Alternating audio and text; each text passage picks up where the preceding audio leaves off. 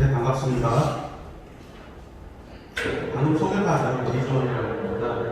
오늘 제가 여러분들과 함께 나눌 이야기는 사실 전생적인 문제가 지금 대한민국 작년과 올해 상반기에 폭풍처럼 몰아치지 않았습니까? 많은 피해자들이 극단적 선택도 하셨고, 그다음에 피해가 치유되지 않아서 여전히 고통을 받고 있는 게 지금 현실인 것 같습니다. 그래서 오늘은 이 전세 사기의 원인이 과연 어디서 출발했고, 그리고 이 전세 사기의 원인을 좀 치유하고 이런 것들을 극복할 수 있는 방향은 어떻게 될까?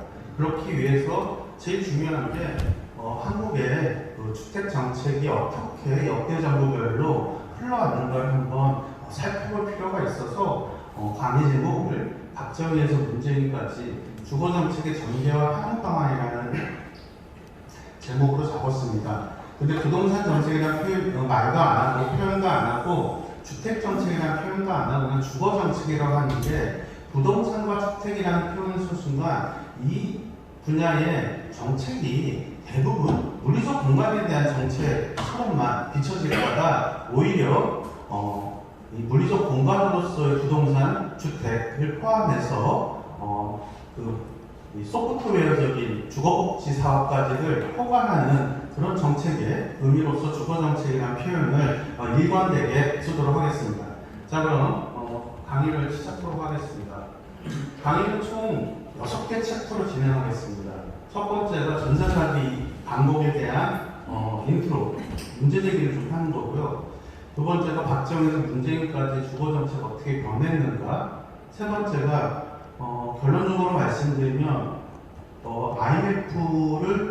IMF의 경제위기의 파도를 넘는 대한민국이 이미 금융시장 자체가 한국 독자적으로 작동하는 시장이 아니기 때문에 저는 정책으로 부동산 가격, 주택 가격, 집값을 잡기가 참 어려운 상황이 됐다. 그래서 과연 집값 정책을 잡을 수 있을까? 이 얘기를 좀 드려볼 거고요. 그 다음에 그럼 한국 주택시장의 성격은 어떻게 될 것인가? 이 주택, 하우싱 내진에 관련해서 여러 서구학자들이 자기 분석을 내놨습니다. ST 앤더슨부터 시작해서 전 주로 케미가 얘기했던 단일임대 시장과 이중임대 시장의 분석풀이를 가지고 간략하게 한국 주택시장의 성격을 말씀드리고 주거생활과 관련된 얘기 좀 드리도록 하겠습니다. 그리고 제가 몇 년 전부터 일관되게 주장하는 건데, 주거정책이 중앙정부 중심으로 가고 있거든요. 이거에 대한 권한이해 같은 이 의제들을 우리 대한민국이 풀어갈 필요가 있다. 그리고 주거정책은 주거정책으로 풀어야 된다. 총 자료가 100페이지에 육박합니다. 그래서 자료를 하나하나 다 설명드리진 않고 중요한 얘기만 하면서 넘어가도록 하겠습니다. 전세사기가 왜 반복되는가? 가슴이 아플 정도로 많은 피해자들이 발생했고, 그 피해는 현재 진행형으로 지속되고 있습니다. 근데 저는 이렇게 한번 살펴보겠습니다. 전세는 이중적 성격을 가지고 있습니다. 여러분들도 다 알다시피 전세는 사금융입니다. 사금융. 그러니까 이제 1금융권이나 2금융권이 아니라 개인 대 개인. 사금융인데, 그러니까 물건으로서의 임대차 계약, 부동산 물건으로서의 임대차 계약의 성격을 갖고 있지만, 사실은 금전 거래적 관점에서 보면 금전 소비자, 금전 대차의 성격, 이중적 성격을 가지고 있죠. 그래서 전세는 임대차 계약이긴 하지만 채권입니다. 전세 계약이라는 게. 그래서 채권의 성격을 가지고 있는 임대차 계약이라는 게 전세에 대한 제대로 된 이해가 아닐까 싶고요. 그런 의미에서 그동안 대한민국 임대인들은 주택 매입에 레버리지로 이 전세를 활용했다는 거죠. 2008년도 그 미국에서 서브프라임 모기지 사태가 터졌을 때 한국의 1금융권의 2금융권의 충격이 미국이나 다른 나라에 비해서 크지 않았습니다. 그 이유는 전세라는 상품 제도가 우리나라에 일반적으로 주택 매입에서 조달을 시켜줬기 때문에 금융에서는 조달했던 다른 나라에 비해서 한국이 충격을 받았죠. 그리고 경제적으로 되게 어려웠습니다. 2008년 말에 시작해서 부동산 가격이 쭉 하향 곡선을 긋다가 정점을 언제 찍었냐면 2013년도에 최저점을 찍었거든요. 그 다음부터 쭉 유지하다가 2016년 5월 시점에 다시 부동산 가격이 그동안 공급됐던 유동성 때문에 움직이기 시작했던 거죠. 그만큼 어려웠지만 사실은 다른 나라에 비해서 이 전세가 금융시장의 어떤 부실을 좀 예방하는 효과가 분명히 있었다. 이렇게 좀 설명을 드리도록 하겠습니다. 자, 전세를 레버리지한 주택매입의 시기적 변화 관련해서는 3세대 변화가 있다고 세종대학교 임대만 교수님 말하고 있는데 자료를 한번 보십시오. 70년대 얘기를 우리가 익히 알고 있는 전세를 이용해서 이렇게 했다. 그 다음 80년대부터 2015년까지는 아파트 가격 상승 위험을 해지하기 위한 이게 뭐냐면 전세를 통해서라도 내가 미리 집을 사놔야지 가격이 오르더라도 내가 나중에 덜 손해보겠다. 그 차원의 해지입니다. 이런 상황이었는데 2015년 즉 서브프라임 모기지 사태를 극복하는 과정에서 사실은 굉장히 많은 금융 규제들을 완화시키기 시작했어요. 전세 대출이라는 게 대한민국에 도입되기 시작했고, 그러면서 지금의 결과론적으로는 지금의 미추홀의 밀방부터 시작하는 대규모의 전세 사기가 사실은 벌어지게 되는 상황이 되는 거죠. 이 챕터에서 이 정도 기억하시면 됩니다. 사실은 전세가 대한민국에 있는 특별한 제도이고 특별한 임대차 문화이긴 한데 이게 긍정적인 요소가 분명히 있어요. 여러 가지 얘기가 있습니다. 재산 상속할 수 있는 긍정성도 있다고 누군 얘기하는데 주거 사다리로서 자기 기능을 해왔었는데 사실은 최근의 전세 제도를 놓고 보면 주거 사다리로서의 기능은 약화되고 사실 말이 전세지 실제는 월세라는 거죠. 그 월세를 임대인한테 안 내고 금융권한테 내고 지금 전세 사기를 당한 많은 피해자들이 1순위 세권은 금융권이 갖고 있잖아요. 나는 임대인한테 전세를 하지만 실제 금융에게 이자를 낸다는 건 월세를 내는 거죠. 저는 그래서 이거를 전세대출이라는 제도가 도입되면서 등장한 전세의 월세화다. 이미 대한민국은 전세라는 제도가 분명히 존속하고 있지만 전세의 월세화가 가속되고 있기 때문에 월세 시대를 대한민국은 들어섰다. 이렇게 설명드리겠습니다. 다음, 우리나라는 사실은 전세제도가 있었기 때문에 이 보증금 떼먹히고 떼이고 하는 일들이 꽤 오래전부터 있었죠. 그래서 1950년대에 민법의 전세권제도 도입했었죠. 당연히 이거는 유명무실해졌습니다. 여기 자료 나온 대로 큰 효과를 보지 못했습니다. 본격적으로 주택 임대차 보호를 시작했던 시점법을 80년대 초반에 임대차 보호법이 제정되고 80년대 후반에 임대차 보호법이 개정됐죠. 그래서 이때 이제 전입신고 확정임차 최우선전제 임차권 등기 등의 제도들이 도입된 거죠. 하지만 부동산 시장, 부동산 거래의 투명화가 동반되지 않았던 이 제도 개선이었기 때문에 사실은 굉장히 많은 전세 사기는 계속 등장했을 수밖에 없죠. 그리고 2010년 초반에 결국 미분양 터졌죠. 이 미분양은 아까 말씀드렸던 미국발 금융위기였습니다. 미국발 금융위기에 의해서 미분양 터지자마자 정부는 어쨌든 거래를 활성화시키려고 규제나 규제를 다 풀었습니다. 이게 옳으냐 그르냐는 오늘 제가 여기서 언급하진 않겠습니다. 그거는 각자가 가지고 있는 정책적 판단에서 판단해야 되는 문제인데 그러다 보니까 전세 대출이 등장했습니다. 전세 대출 상품이 등장한 겁니다. 그래서 임차인의 신용대출로 보증금의 80~90%까지 대출이 가능해졌고 그리고 허그가 이거를 보증해주기 시작했습니다. 그래서 허그의 보증이 등장과 더불어 담보대출의 성격으로 대출이 변질됐다. 이렇게 설명하시면 될 것 같습니다. 저는 전세 사기는 그리고 전세 사기의 피해는 사회적 재난이다 이렇게 정리하겠습니다. 이미 대한민국의 전세라는 제도 자체가 다주택자의 이익 실현을 위한 수기 수단으로 전락하지 않았던가. 그러니까 다주택자의 대출 규제를 하면 뭐합니까? 이 밑에 써 있는 대로 세입자에 대한 정부의 무책임한 과잉 대출, 전세 대출이죠. 그리고 아주 나쁜 임대인들은 세입자에게 전세 대출을 받아온 거를 레버리지를 갖고 계속 갭 투자 방식으로 그래서 그게 터진 게 지금의 전세사기가 아니겠습니까? 그리고 뭐 심지어 뭐 지금 강화하기 시작했는데 공동임대주택도 관리를 제대로 안 했고요. 그리고 어쨌든 근데 이제 전세사기 문제가 이렇게 계속 IMF 때도 있었고 그 다음에 2008년, 2009년 금융위기 때도 있었는데 이게 단기 처방에 그쳤다는 겁니다. 제 오늘의 주제인 대한민국의 주거 정책은 일관되면서 안정되기에 좀 이 굵직한 이 줄기를 가지고 가다 보기보다는 부동산 시장 가격에 대한 변동, 그러니까 단기 가격 변동에 대해서 대응하라고 바꿨어요. 그러니까 집값이 오르면 규제, 집값이 내리면 완화, 다시 집값이 오르면 규제, 집값 내리면 완화. 이게 계속 반복되다 보니까 국민들한테 부동산, 주거 정책에 대한 신뢰 이행이 오래됐고요. 또한 일관된 정책의 틀이 없다, 정책의 방향과 틀이 없다 보니까 정권 바뀔 때마다 이 부동산, 주거 정책이 계속 바뀌는 거죠.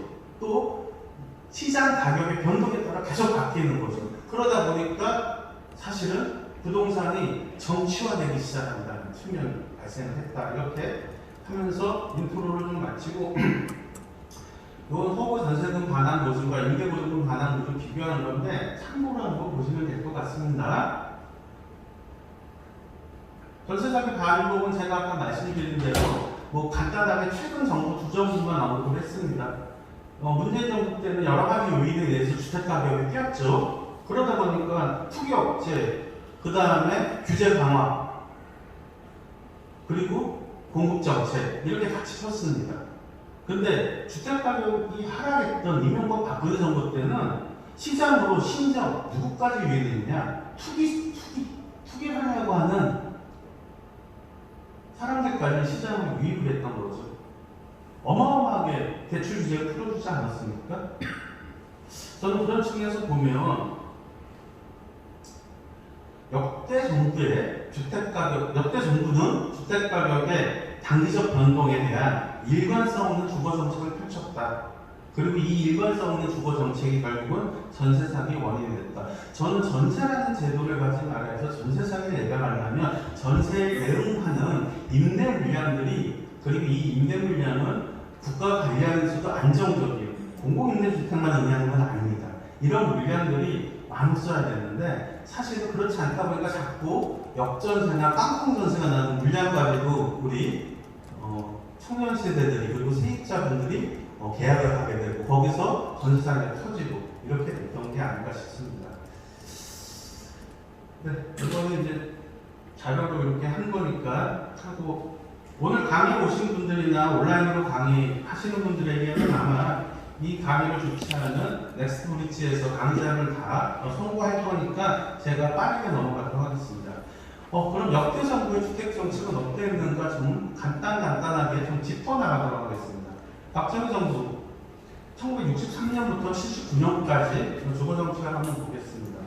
박정희 정부는 60년대를 좀 넘어서 70년대만 놓고 보면 사실은 유신체제라고 볼 수 있습니다. 유신체제가 말 그대로 유신헌법을 만들어서 대통령의 통치 권한을 극대화시킨 거죠. 그래서 대통령의 어떤 지시사항이 헌법과도 같은 역할을 하게끔 했던 그런 체제가 유신체제인데, 이때도 이제 250만 원 주택 건설 계획을 발표합니다. 사실 250만 원 주택 건설 계획을 발표했던 거는 60년대를 넘고 70년대 들어서자 한국 현대사에서 두 가지 큰 사건이 발생합니다. 첫 번째가 11월달, 70년 11월달 정태일 열사가 분신했던 거. 결국 노동자들이, 청년 노동자가 본격적으로 청년 노동자들의 권익을 위해서 자기 일을 희생하면서 사회의 목소리를 냈던 게 한 측면이고요. 71년도에 청계천 등등 지역의 철거민들을 지금의 성남입니다. 지금의 성남 지역으로 강제 이주시켰습니다. 그럼 몇 가지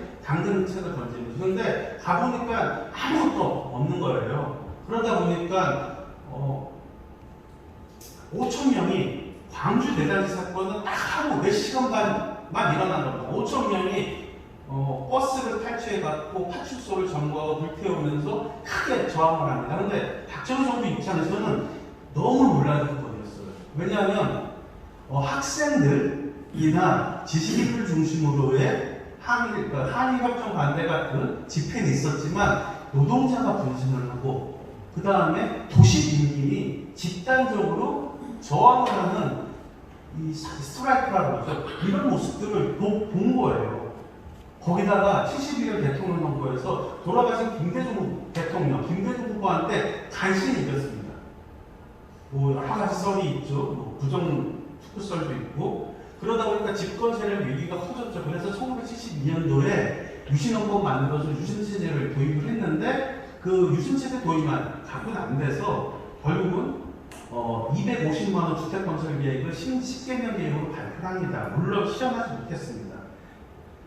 사실은 박정희 정부 임기 그러니까 유신 초기에 5년 동안 100만 원, 그 다음에 81년도까지 150만 원을 공급하겠다고 했는데 사실 250만 원을 공급할 경제적 실력이 박정희 정부 때는 없었습니다. 그래서 이거는 실현되지 않는 거죠. 다만 주택정책사, 주거정책사에서 이런 의미가 있다. 노동자와 도시민의 불만과 저항이 주택 문제로 또 이 촉발되는 거라는 것을 집권 세력이 인정하기 시작했다는 겁니다. 그래서 주거정책이라는 그리고 당시에 쓸 수 있는 주거정책이 공급 위주의 정책인데 주거정책의 도입이 본격화됐다. 물론 박정희 정부 때 주거정책이라는 것은 솔직히 정책사에서는 의미 없다고 봅니다. 이거 한번 보실까요?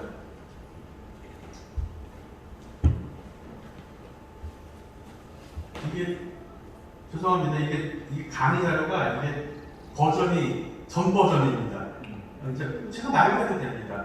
당시 박정희 정부 때는 대한민국이 경제적으로 체력이 너무 약하다 보니까 미국에 원조 차원을 받아서 주거 환경을 개선하거나 주택을 공급했을 때 그게 일명 AID 차관입니다. 근데 AID가 보고서를 냅니다. 어떤 보고서냐? 보고서 요지는 이렇습니다. 차관, 즉 지원받은 금액이 소진될 때까지 주택을 짓겠다라는 계획 말고는 아무런 계획이 없다. 이런 표현을 이 보고서에 쓴다. 즉 결국은 주거 정책이 없는 정부였다. 그래서 본격적으로 조금 구체적인 자기 주거 정책을 갖고 등장하는 게 사실은 광주의 희생을 그리고 광주의 피를 광주의 짓밟은 전두환 정부가 아닌가 생각합니다. 전두환 정부는 500만 원 계획을 툭 던져버립니다. 500만 원 계획을 툭 던져버리는데 사실은 이 500만 원가 당시 전체 대한민국 주택 재고량이었습니다. 그러니까 실현할 수 없는 계획이었죠. 그러니까 전체 주택 재고를 임기 중에 공급하겠다는 게 이게 실현 가능성이 없었던 거죠. 그래서 하지만 몇 가지는 했거든요. 악법이기도 하지만 신도시 개발하는데 유력한 정책적 수단이 됐었던 무소불위의 택지개발 촉진법을 제정을 합니다. 그래서 토지의 강제 수용을 할 수 있는 택지개발 촉진법을 도입을 했습니다. 그리고 이 택지개발 촉진법이 바로 우리가 익히 알고 1기, 2기, 3도시, 신도시를 조성하는 가장 근간이 되는 법이 되는 거죠. 물론 부작용도 굉장히 많고요. 악용된 적도 많습니다만 어쨌든 법이라는 게 모두 나쁘고 법이라는 게 모두 좋을 수는 없다 이렇게 생각을 합니다. 근데 택지개발 촉진법을 했지만 역시 경제 체력이 안 됐다는 거죠. 우선 경제 체력이 왜 안 됐냐? 대한민국 건설업계가 나름대로 대규모 건설을 할 수 있는 체력이 갖춰진 건 노태우 정부 때 1기 신도시와 연결된 250만 원 공사하면서도 체력이 갖춰진 거예요. 그전에는 사실은 대한민국 건설업계는 어느 정도라고 봐야 될까요? 그냥 소량 생산하던 대규모 뭘 하는 나라가 아니라 그냥 소품종, 소량 생산하던 정도 수준의 그런 곳이었다. 이렇게 보시면 됩니다. 이 전두환 정부에 대해서 이제 이 주거 정책에 대해서 평가를 하면 이게 주택 가격이 뛰었을 때는 굉장히 강한 규제책을 던졌다가 주택 가격이 조금 떨어질 것 같으면 다시 규제 안 하고 이거 굉장히 많이 했던 정부입니다. 사실은 주택 가격이 언제부터 뛰었느냐? 전두환 정부만 놓고 보면 1979년도 박정희 정부 마지막 해부터 주택 가격이 좀 뛰기 시작합니다. 그 데이터를 보면. 그래서 사실은 신군부가 집권을 하고 나서 보니까 어쩔 수 없더라고요. 그래서 여러 가지 정책들을 던지는 겁니다. 여러 가지 정책들을 던지는데 처음에는 신도시 안 했죠. 전두환 정부가 던졌던 거는 목동이랑 상계동 개발, 서울 안에 농지를 개발하는 걸 던졌죠. 신도시. 서울 안에 신도시들 아니겠습니까? 그리고 거기 희생이 많이 컸죠. 어쨌든 81년도에는 79년도에 이게 부동산 가격이 올랐다가 그때 이제 그 흔히 얘기하는 88 조치를 79년도가 아니라 78년도가 77년도가 88 조치를 발표합니다. 박정희 정부가 88 조치가 부동산 투기업 대책이거든요. 그걸 발표하면서 이걸 잡으려다 보니까 그리고 당시 80년대 초반에 2차 오일 쇼크가 오면서 또 경기가 안 좋아지고 하면서 다시 건설 경기를 활성화시키려고 양도세 인하해준다. 지금 우리가 알고 있는 용어들 그때 다 만들어지고 다 쓰인 겁니다. 정리기간 단축하겠다 이런 얘기 나오는데 82년도에 갑자기 주택 경기가 또 과열됩니다. 그러다 보니까 갑자기 또 규제책이 나옵니다. 우리가 지금 알고 있는 분양가상한제 도입, 전매 제한, 토지거래 신고제, 규제 강화 정책을 또 던집니다. 그러다가 또 80년대 중반에 약간 규제를 좀 풀어줬다가 86 아시안게임과 88 올림픽 때 이 규제 하나에 영향을 받았고 대한민국 경제 성장에 영향을 받은 대한민국 주택 시장이 어마어마하게 가격이 뛰기 시작하는 겁니다. 그게 바로 노태우 정부의 토지공개념 참법과 그 다음에 1기 신도시 250만 원 발표의 배경이 되는 거죠. 전두환 정부가 펼쳤던 주거정책의 연표 간단하게 살펴보시면 될 것 같고요. 어쨌든 여기 보면은 집권할 때는 집권의 정당성 그것도 신군부였고 절차적 민주성도 상실했고 광주 시민들의 희생을 전제로 했던 집권이기 때문에 어쨌든 국민들에게 자기의 집권의 정당성을 좀 얻고 싶어갖고 되도 않는 계획을 던진 거죠. 체력도 안 되면서 500만 원. 그리고 81년도에는 주택경기 활성화 조치 발표합니다. 그러다 갑자기 1년 만에 주택 투기 억제 대책을 발표합니다. 그리고 다시 86년도에 건설 활성화 조치를 발표합니다. 그러더니 갑자기 87년도에 부동산 투기 억제 조치를 발표합니다. 정말로 오락가락한 정부였습니다. 정말로. 노태우 정부 가서 저는 개인적으로 노태우 정부가 대한민국 역대 정부 중에 가장 주거 정책을 잘한 정부다. 물론 지금 문재인 정부나 윤석열 정부나 박근혜 정부에 비해서는 정책적 수단과 그다음에 경제적 차원이 있어서 좀 우리가 평가를 달리할 수 있겠지만 당시적 상황과 관점에서 놓고 봤을 때 과연 보수 정부였던 보수 대연합 정부였던 노태우 정부가 아닌 정부가 이 정도까지 반자본주의적이고 그 다음에 어마어마한 어떻게 보면은 사회주의적인 내용을 가진 법을 도입할 수 있을까? 전 불가능했다고 봅니다, 사실은. 그런 측면에서 보면 노태우 정부의 주거 정책은 세 가지로 압축된다. 200만 원 주택 공급. 이거는 달성했습니다. 그러니까 입주까지가 아니라 사업 시행과 물량까지 달성을 했습니다. 1기 신도시 그리고 토지공개념 3법 다 했습니다.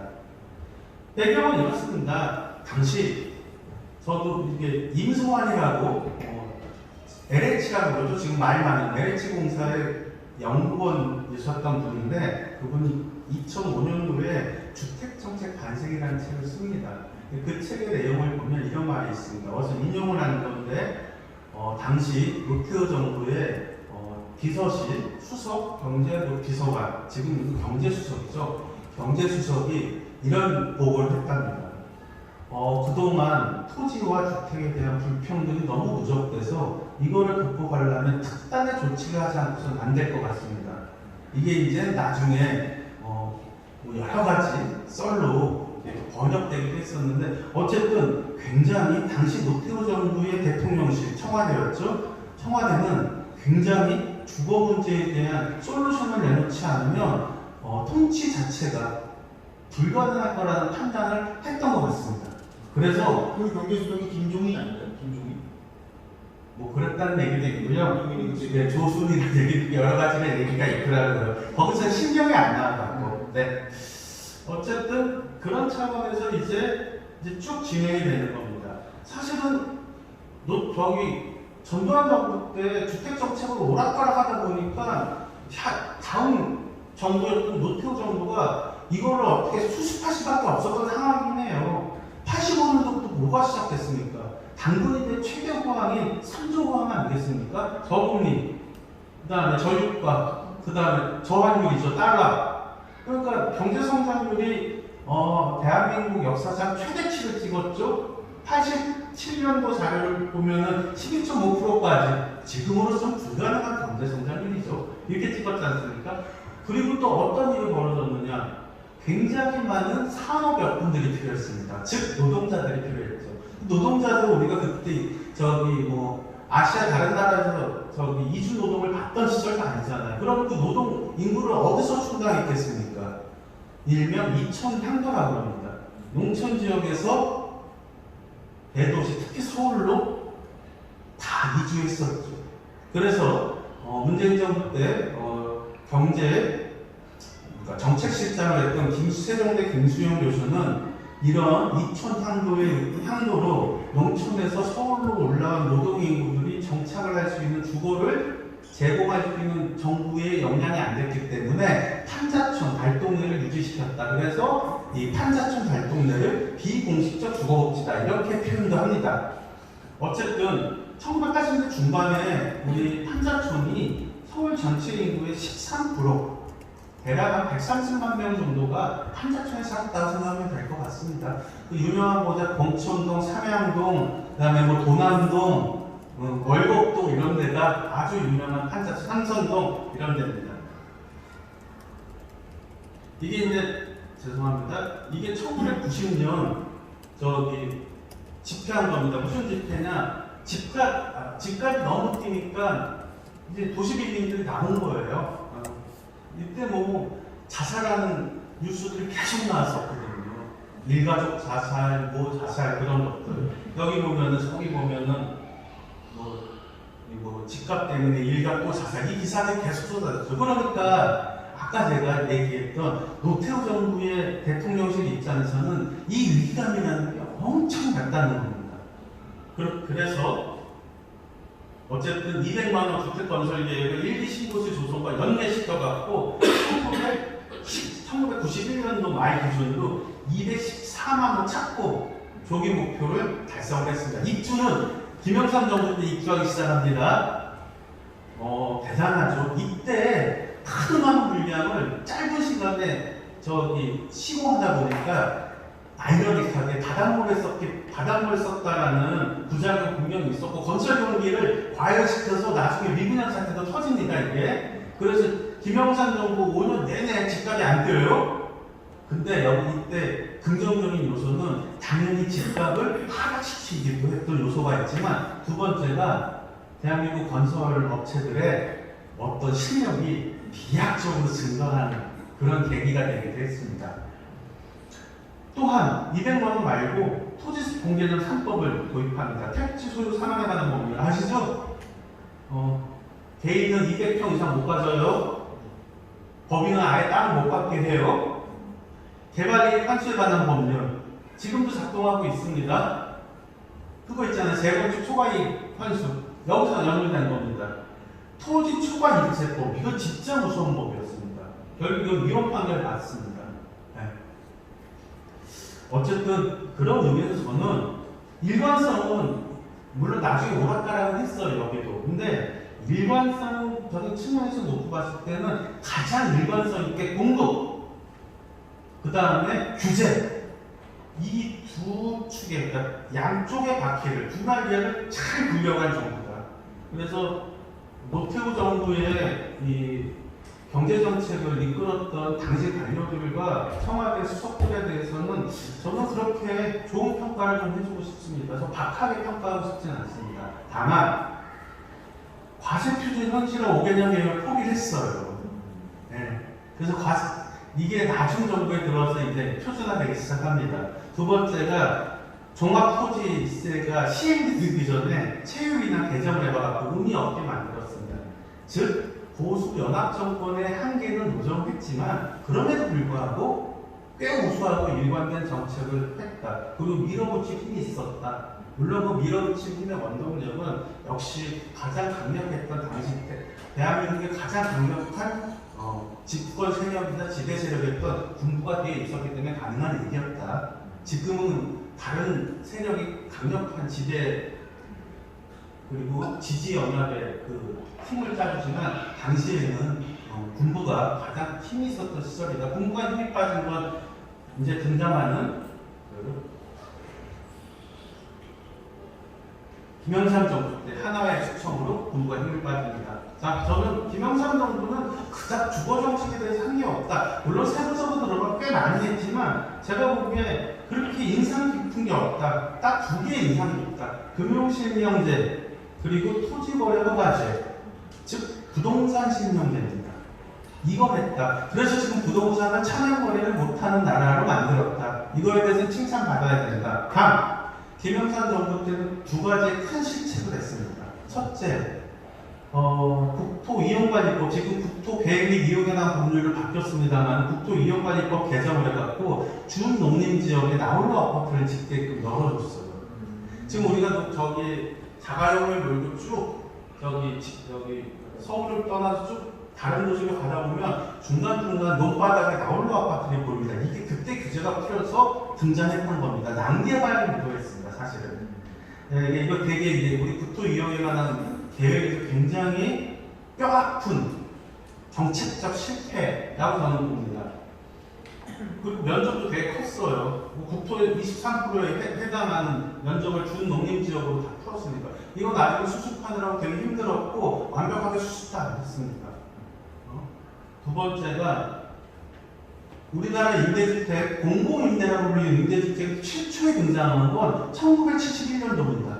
근데 1971년도에 도입했던 공공임대주택은 어땠냐? 당시에 이 공공임대주택을 공급한 다음에 이걸 지속적으로 공공임대를 끌고 갈 힘이 기반이 없었어요. LH조차도 없었어요. 그러다 보니까 1년 공공, 1년 이후에 분양료만 나는 1년 공공으로 활용하다 다 분양자가 되다가 노태우 정부가 어쨌든 200만 원 공급 계획 중에 25만 원을 영구임대주택으로 도입하겠다. 그러니까 공공임대죠, 영구임대가 도입하겠는데 19만 2천 원까지 공급하다가 중단이 납니다.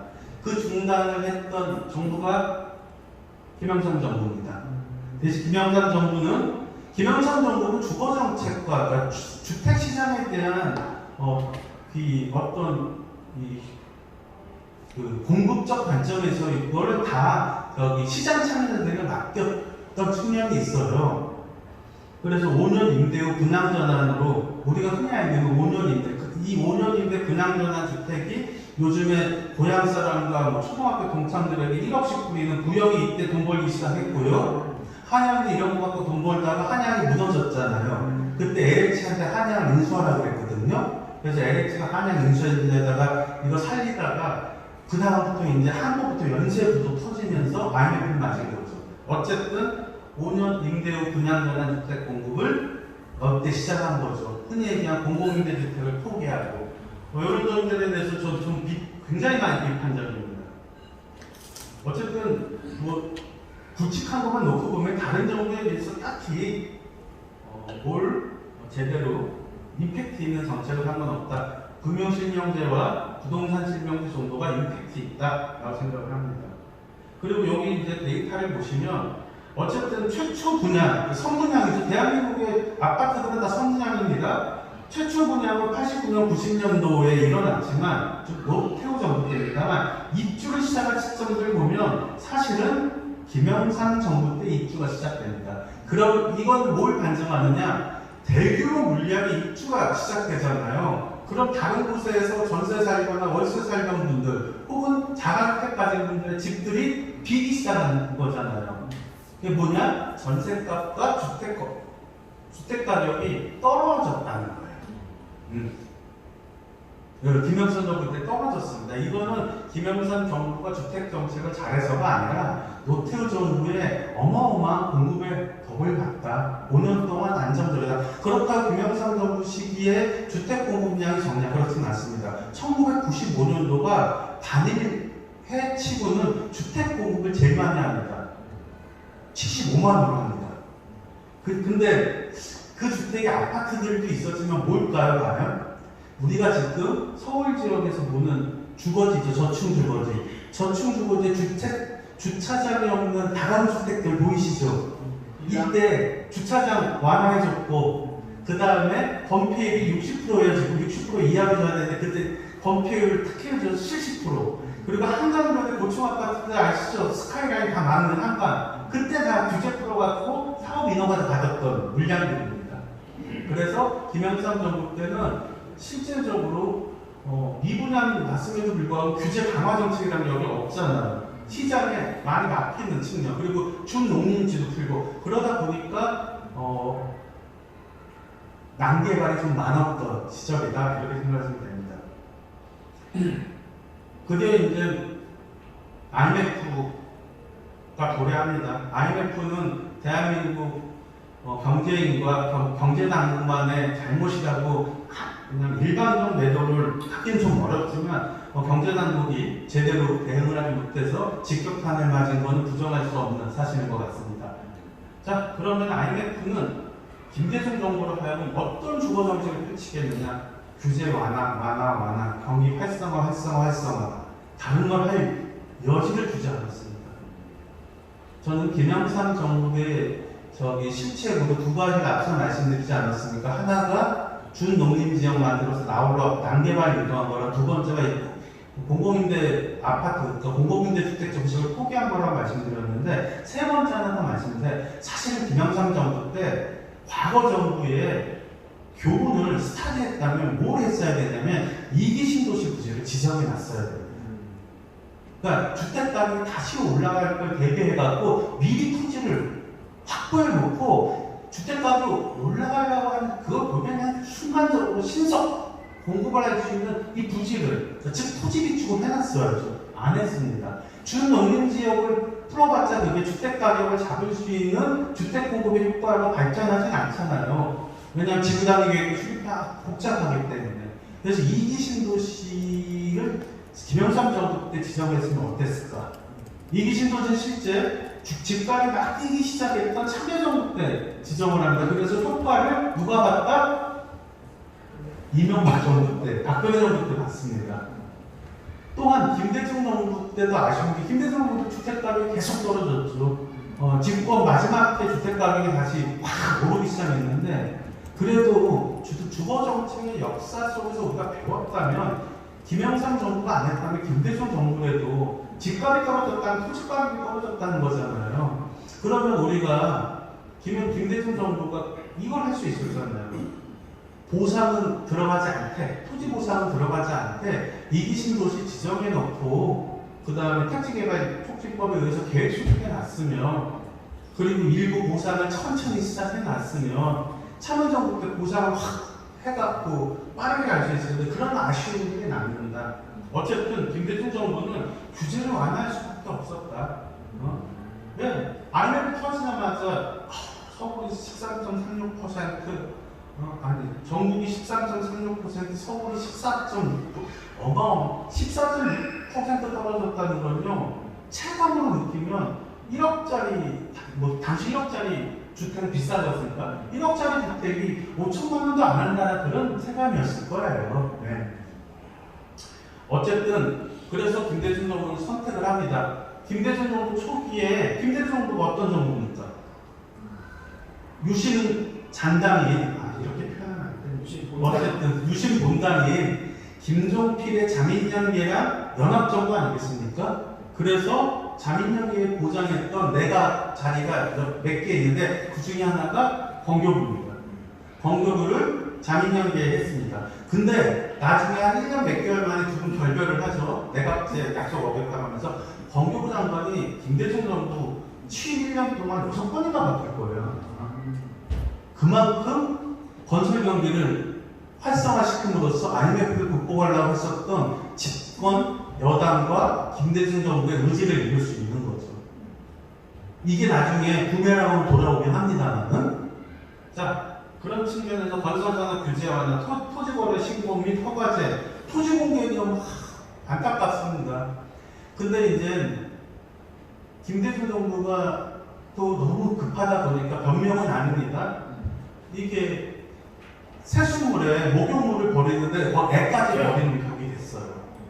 사실 토지공개념 중에 지켜야 될 거는 좀 지금적 관점에서 보면 사실은 이거 막 버리면 안 되고 골라서 목욕물을 버렸어야 되는데 당시 너무 급했나 막 버렸던 겁니다. 막 버렸던 겁니다. 여기 우리가 진보, 흔히 얘기하는 민주당을 중심으로 한 진보 진영이 집권을 하면 규제를 강화하고 보수 세력이 집권을 하면 규제를 강화한다는 건 그거는 정말 솔직히 얘기해 레토릭이고요. 그러니까 민주당이 집권했을 때 시장 상황, 유동성 상황, 그 다음에 경제 상황, 소비 구조 상황, 그 다음에 흔히 얘기하는 1인당 GDP 상황 이런 거 다 봤을 때 어렵고 경기가 둔화되면 진보 보수가 없었습니다. 무조건 규제 풀었었고요. 그 다음에 경기가 활성화되면 집값이 반응해서 뛰기 때문에 규제 강화했습니다. 진보 보수 이렇게 설명해 보겠습니다. 결국은 부동산 정책은 진보 정책 따로 있었고 보수 정책 따로 있지 않았다. 시장 가격의 변동에 따라서 그 정부가 대응을 했었던 거다. 이렇게 설명했습니다. 그런 의미에서 보면 김대중 정부는 IMF 외환 위기를 극복하기 위해서 핵심적으로 세 가지 정책을 발표합니다. 첫째가 투기 억제를 위한 규제 완화 폐지로 방금 말한 두 번째가 부동산 시장을 외국인한테 개방을 합니다. 외국인 투자 촉진법을 이때 만듭니다. 개정합니다. 그래서 외국인들의 국내 토지 전면 허용을 열어줍니다. 세 번째가 우리가 익히 이제 익숙해지기 시작하는 부동산이 금융화되기 시작합니다. 즉 부동산을 증권화시킬 수 있게 만들어주고요. 부동산을 유동화시키고 만들어주는 게 김대중 정부입니다. 그렇기 때문에 흔히 얘기하는 지금 부동산 파이낸싱 기법들이나 부동산 금융이나 이런 것들이 이때 토대가 만들어서 여기까지 왔다 이렇게 이해하시면 될 것 같습니다. 그래서 이거를 조금 비판적 관점에서 얘기를 하면 부동산은 금융에 포획됐다. 저는 그렇기 때문에 주택 정책의 주무부서는 국토부가 아니다. 금융을 다루는 부서여야 됩니다. 그러니까 국토교통부한테 집값을 잡으라고 하는 건 너무 나이브하다. 이미 부동산 정책, 주택 정책, 주거 정책까지 포괄하면 여전히 국토교통부가 가지고 있는 정책 수단 많죠. 하지만 결국은 왕중왕은 누구냐? 금융이다. 주거 정책에서 특히 부동산 주택에서 왕중왕은 금융이다. 그런 측면에서 놓고 봤을 때 이 금융이 주거 정책, 부동산 정책의 키맨으로 등장하던 그 기반을 다졌던 정부는 김대중 정부다. 왜? 그럴 수밖에 없었다. 땅이 있으면 뭐합니까? IMF 경제 위기를 넘어서야 되지 않겠습니까? 그러려면 이 땅을 자본화시키고 이 땅을 유동화시켜야 되는 금융기법들이 필요할 수밖에 없었던 거죠. 그래서 호박호박 그때 만들어졌고요. 그리고 지금의 허브라고 그러죠. 주택도시 보증공사가 그때 다른 이름으로 2004년도 노무현 정부 때 등장을 했지만 그 기반이 됐었던 거죠. 그래서 자산유동화법이 98년도에 만들어져서요. 그래서 MBS 발행이 가능해지는 거가 됐고 부동산 투자회사법 오타가 났는데 부동산 간접 투자 활성화입니다. 부동산 투자 회사법을 해갖고 지금 흔히 듣는 리츠를 가능하게 했던 거고요. 그 다음에 주택 저당 채권 유동화 회사법 만들어서 주택 저당 유동화 전문 회사가 이제 만들어줄 수 있었던 거고요. 한국주택금융공사법을 준비해갖고 만들어진 거는 참여정부 첫 해 만들어졌지만 준비는 그 전부터 해왔던 거거든요. 그래서 한국주택금융공사가 설립됐던 거죠. 지금의 허브의 전신입니다. 즉 이렇게 하면 결국은 대한민국의 주택정책, 금융정책, 핵심인 금융정책은 김대중 정부 때 틀을 잡았다. 그래서 금융정책이 주거정책의 핵심 정책이 됐던 건 뭐냐면 금융정책은 대한민국 혼자서 의사결정이나 시장을 통제할 수 있는 영역이 아니다. 왜? 김대중 정부 때, IMF 때 결국은 물론 저기 금융시장 개방은 김영삼 정부 때 굉장히 요구받았지만 그날 대한민국 정책 당국들이 디펜스하면서 조금씩 열고 있었는데 IMF 때 그냥 무장해내 당했지 않습니까? 결국은 대한민국 저기 문재인 정부 때 집값 잡을 수 있었죠. 단언컨대 말씀드린 잡을 수 있었습니다. 하지만 그 유일한 정책적 수단이 금리 인상 국민의힘이 당시 집권 여당이 했을까요? 할 수 있었을까요? 지금 윤석열 정부가 총선을 앞두고 정말 죽을 힘을 다해서 금리 안 올리고 잡고 있습니다. 금리 올리면 부동산 가격 더 떨어지거든요. 그러면 총선에서 집니다. 미국 눈치 보고 가니까 금리 안 올리면서 미국 눈치 보는 거예요. 네. 지금 미국이랑 금리 차이가 2% 정도 나지 않습니까? 근데 금리를 안 올리는 거지 집값을 떨어지는 걸 확실하게 말하면 금리 내려버리면 되거든요. 근데 그걸 어떻게 합니까? 그리고 과연 집권기간 내내 금리 인상을 한국은행이 계속 유지할 수 있을까요? 그럼 불가능한 얘기거든요. 결국은 금융정책이 부동산의 직접적, 특히 자산시장이라고 하죠. 부동산 시장, 주식시장 이런 거 자산시장인데 자산시장에 직접적인 영향을 주는 이 금리와 관련된 금리만 작용하진 않습니다만 이거는 대한민국 정부의 의지도 작동하지만 사실은 패드의 의지에 의해서 연쇄 작동하는 측면들이 많다는 거죠. 미연변 얘기하는 겁니다. 패드, FED.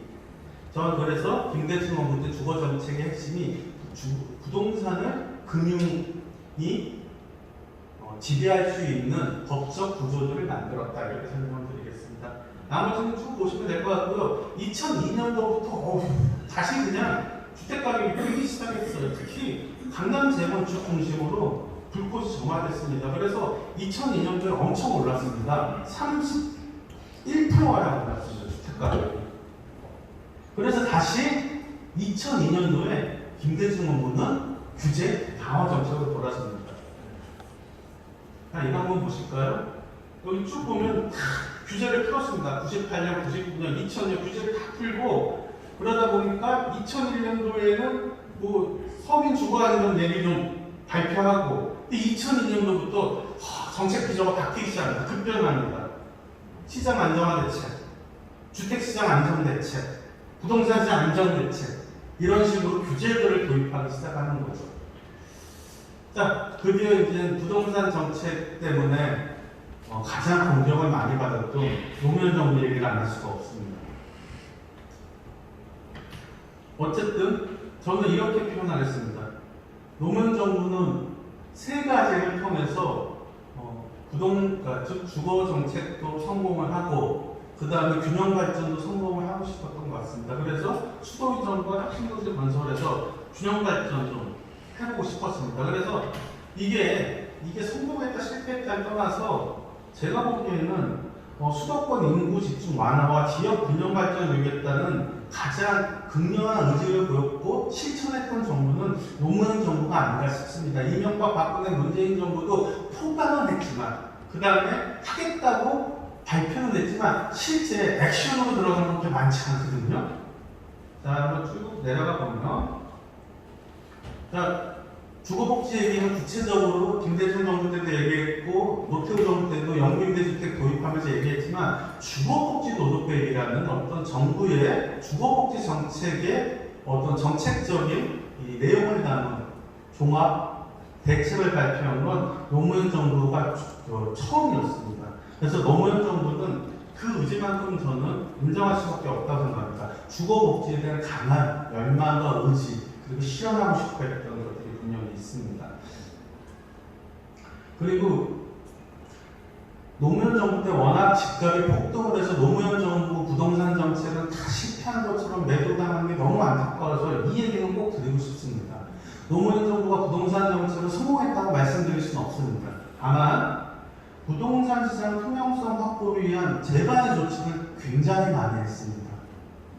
과연 이때 노무현 정부가 그냥 집값만 잡으려고 했었다면 저는 제대로 된 평가를 받지 못했을 거라고 생각합니다. 하지만 앞에 수도 이전과 혁신도시, 그럼 균형발전이나 수도권 인구를 분산시키겠다고 했던 거잖아요. 의지는 좋았지만 성공적이라고 보진 않습니다. 그리고 주거복지 로드맵, 그거는 결국은 대한민국 주거정책사에서 주거복지라는 한 정책의 줄기, 그리고 지금 문재인 정부 때는 결국은 이거는 국토부의 주거복지 정책과 국까지 만들었습니다. 그러니까 정부 조직이 국이 있다는 건 이 정책을 계속 가져가겠다는 얘기거든요. 약간의 부침은 있지만 사실은 대한민국 주거정책사에서 이렇게 자기 일관성을 갖고 쭉 오게 보수 정부도 주거복지는 포기하지 않았고요. 그 다음에 당연히 민주당 진보 정부도 주거복지는 더 확대했었죠. 이런 것들에 어떤 기초를 가졌다는 측면에서 저는 주거복지 로드맵 같은 경우는 굉장히 의미를 우리가 가져야 된다고 생각합니다. 세 번째가 바로 부동산 시장 투명성을 확보하는데 기여했다. 주택법 개정에서요, 주택권의 신고제 도입했습니다. 물론 이제 2015년도에 이게 투기과열지구가 지정되면 이 투기과열지구는 거래 신고해야 되거든요. 그러니까 중복되다 보니까 폐지하게 됐지만 주택거래 신고제 도입했고요. 그 다음에 부동산 실거래 이제 상식이 됐잖아요. 부동산 실거래가 신고 의무화시켰고요. 등기부에 거래가격 기재하는 제도도 도입했습니다. 자, 그래서 저는 요거 하나만큼은 우리 노무현 정부에 대한 부동산 정책, 주거 정책에서 인정하다. 주거복지 로드맵을 만들어서 그 이후 정부는 주거복지를 포기할 수 없게끔 해서 또 길을 열었다는 거 하나와 부동산 시장 투명화 정책을 통해서 건전한 부동산 거래 질서 확립의 정책적 기반을 만들었다. 인정하자 이거. 그러니까 주택 정책, 부동산 정책에 대한 실패를 질책하더라도 이거는 인정해주자라고 생각합니다. 물론 낙제점이었습니다. 저는 왜 실패했느냐? 그냥 다른 분들 얘기하는 거랑 저 비슷한 얘기 드리겠습니다. 과잉 유동성 관리를 못했다. 당시에도 시장에 저금리가 시작되면서 시장에 돈이 많이 풀렸거든요. 그리고 가구소득이 증대하기 시작했습니다. 가구소득이 증대하면 자산시장, 특히 부동산 시장으로 사실은 이 자본이 유입되기 마련입니다. 그리고 가구 분화가 계속 일어났습니다. 그리고 양질의 주택에 대한, 그러니까 이런 거에 대한 노무현 정부가 분명히 예측을 실패한 측면이 있습니다. 그렇기 때문에 했는데 그날도 아쉬운 게 김영삼, 김대중 정부가 가격 폭등을 대비해서 택지를 준비해 놨다면 어땠을까? 좀 아쉬운 거다. 근데 이명박 박근혜 정부도요, 참여정부 때 마련한 택지를 써먹기만 했지 또 택지를 마련하지 않았어 이 사람들이. 그러다 보니까 3기 신도시 발표는 누가 했습니까? 집값이 뛰던 문재인 정부 때는 거예요. 저는 왜 대한민국 역대 정부들이 역대 부동산 정책 실패해서 배우는 게 없는지 모르겠습니다. 그럼 윤석열 정부는요, 나중에 집값이 뛴다 그러면 3기 신도시 공급 확 타오르면 됩니다. 지금 아시죠? 대한민국 역대 정부에서 박근혜 정부 때 공급 축소했습니다. 공급을 정부가 의도적으로 줄여버렸습니다. 왜? 자꾸 집값이 떨어지니까. 그리고 최근 윤석열 정부가 공급을 의도적으로 막고 있습니다. 왜냐하면 공급 안 하면 집값이 떨어지니까요. 어쨌든 그 점이 좀 아쉽다. 저는 그렇기 때문에 미래를 정확히 예측하되 집값 폭등에 대비해서 정책적 수단들은 그 전임 정부나 전전임 정부가 좀 준비해주는 게 좋겠다. 토지도 비축해 두고, 저는 앞으로 토지 비축은 이렇게 집값 떨어질 때, 땅값 떨어질 때 도심지 비축해 주면 좋겠습니다. 토지도 비축해 두고요. 그 다음에 금융정책도 만들어내고요. 뭐 이런 것들을 했으면 좋겠습니다. 어쨌든 노무현 정부 축하하고요. 이명박 박근혜 정부는 최근 얘기니까 제가 굳이 얘기를 안 해도 인식 속에 있을 것 같습니다. 왜냐하면 제 강의 자료가 99페이지라서 빨리 넘어가도록 하겠습니다. 강의 자료를 대체하겠습니다. 요거는 좀 말씀드리겠습니다. 어쨌든 주택 가격이 떨어지는 시점에 박근혜 정부에서는 월세 시대 도래한다는 얘기가 많았습니다. 그래서 민간임대를 활성화하려고 했었고, 민간임대 활성화를 하기 위해서 뉴스테이를 도입했고요. 이거를 문재인 정부에서는 이름을 바꿔서 공공지원 민간임대 주택으로 바꿨던 거죠. 저는 여기가 좀 아쉽습니다. 1989년도인가요? 주택임대차보호법을 개정을 했어요. 1년 보호해주는 거, 2년은 보호해주면서 전세가격이 2배가 폭등해갖고 사실은 좋은 의지를 가지고 만든 정책이 좋은 결과를 낸다는 보장은 없는 겁니다. 그래서 결국은 정책은 타이밍의 예술 아니겠습니까? 좋은 정책이 좋은 효과가 내려면 좋은 타이밍에 던져야 된다는 거죠. 근데 저는 문재인 정부 때 임대차 3법 한 거에 대해서 전 동의합니다. 대원칙에서 동의하는데 타이밍에서 약간 미스가 났었고, 제일 좋은 타이밍은 언제였냐? 박근혜 정부 때였다. 박근혜 정부 때는 임대차 보호법을 개정의 의지는 없었지만 그때 제일 좋았다. 왜? 주택가격이 오를 수가 없었던 상황에서 임대차 3법을 개정하면 그 부작용을 최소화시킬 수 있어요. 전월세 상한제, 계약갱신 청구권, 이런 것들이었지 않습니까? 그래서 너무 아쉬웠다. 그래서 사실은 임대차 3법이라는 게 주거 약자들을 보호해주는 건데, 왜 이거를 임대차 3법을 개정해야 되고 강화해야 되는 건 진보 정부의 목이 됐고, 이거를 강화하지 않고 하는 것은 보수 정부의 목이 됐는지 잘 모르겠습니다. 오히려 아시죠? 영국이나 일본 같은 경우 차가 차질 거 어마어마합니다. 세입자 한 번 받으면 내보내지 못해요. 그 영국 같은 경우는 한때는 임대료 동결도 했잖아요. 왜 했습니까?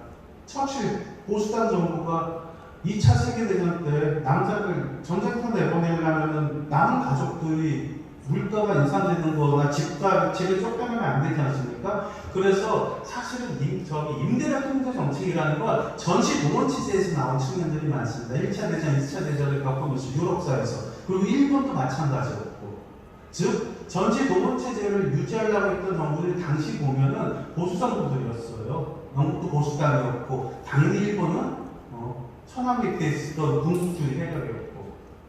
그래서 임대차 3법 같은 경우는 흔히 얘기하는 좌파, 그리고 미국식으로 얘기하는 리버럴의 어떤 이 전유물이 아니었다는 거죠.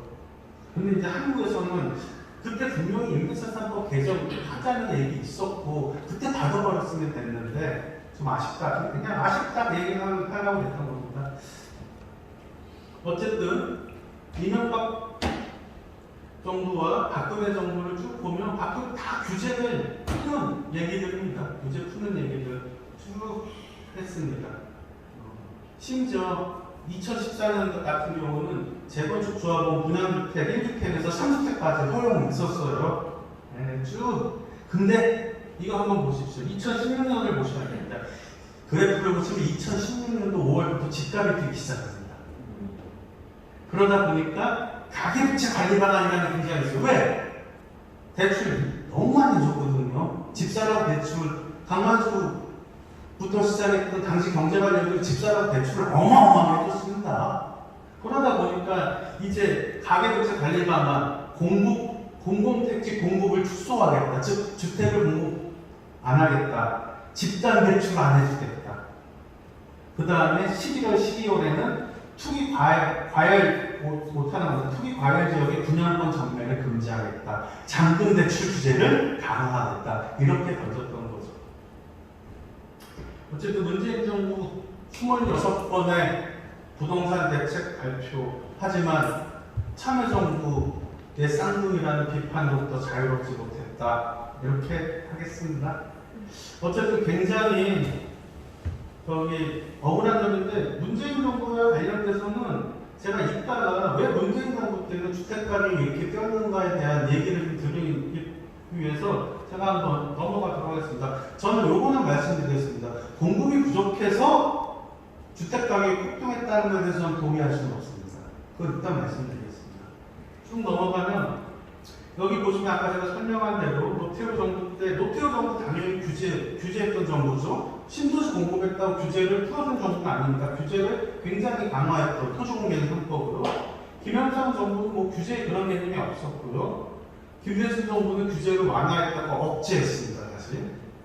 그리고 노무현 정부는 집값이 계속 뛰니까 규제 정책을 쓸 수밖에 없었던 정부고요. 이명박 박근혜 정부는 이명박 정부 집권하자마자 세계적인 금융위기가 터지니까 자산가격이 떨어지니까 규제 완화로 갈 수밖에 없었고, 문재인 정부는 집값이 뛰니까 규제 강화, 억제 정책 쓰면서 나중에 2021년도 2사 공급대책 발표하는 그런 수준이었죠.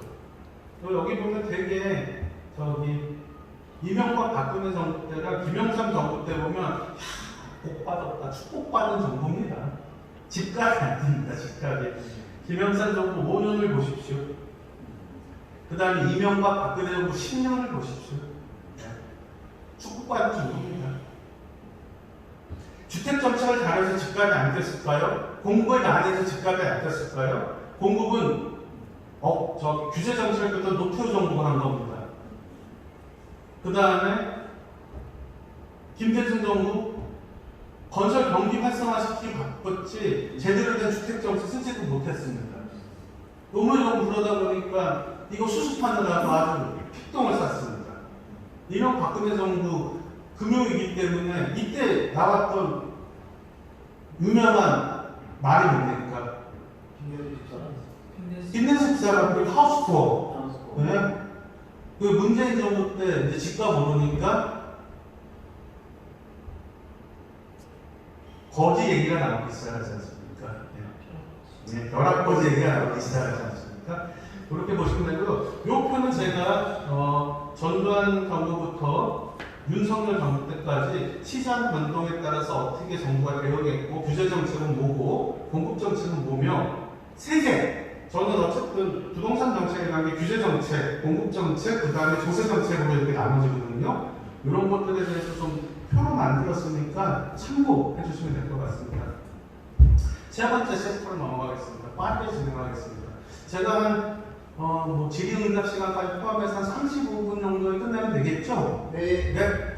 집값 정책으로 잡을 수 있을까? 저는 집값이 이제 정책으로 하는 시대는 지났다. 왜냐하면은 핵심이 금융정책이기 때문에 금융정책은 대한민국 정부가 독단적으로 세계 글로벌 상황을 무시하고 할 수 없는 정책이 되어버렸다는 겁니다.